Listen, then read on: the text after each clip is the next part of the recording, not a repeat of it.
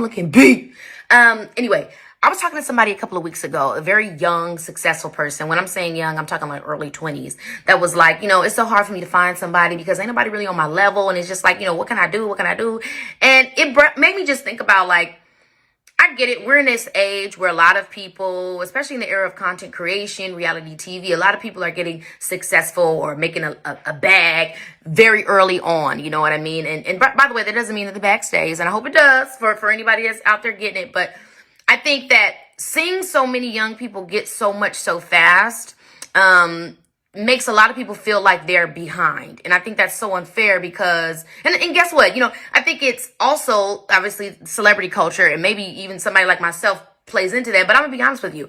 I've been doing this for 20 years. Okay. I'm about to be 30 this year, but I've been doing this for 20 years. I have 20 years of experience that's granted me the level of success that I have now. So for me to expect that from anybody else in my age group, I think or for anybody to expect themselves to be anywhere near where I am without having 20 years of experience in anything, I think is entirely unfair and is a huge disservice.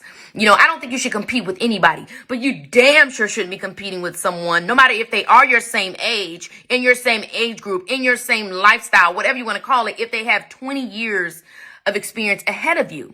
And even still, if somebody seems like they just caught on to it, I think it's important to know that like, character builds success. Success, unfortunately, does not build character. So just because you have it today does not mean you're going to have it tomorrow. And just because you don't have it today doesn't mean you're going to have it in your future.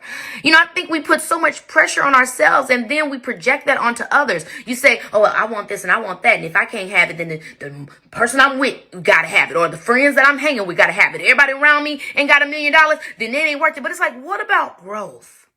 Life is not a sprint. It's not a race. It's a marathon.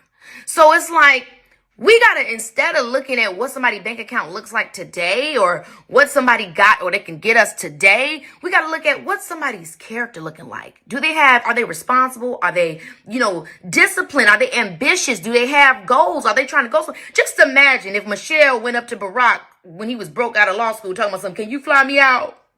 You know what I'm saying? Imagine Denzel's wife coming up to him when he was on the Broadway budget, talking about take me to Mastro's on the weekends. And anybody that's done Broadway knows you ain't there for the check, honey. Okay? Trust me, I know. So it's like, I think we just got to give each other a chance to grow. I mean, everybody in their 20s and 30s expecting to be Bill Gates. It could happen, but if it doesn't, you haven't failed. So I think we got to stop putting pressure on ourselves, stop putting pressure on each other. Build friendships and relationships based off of someone's character, the content of their content. What my man Martin say? The concept of their character. Instead of just looking at what they can give you right now. You know what I mean? I get it. We in this time, but honey, look, that's all.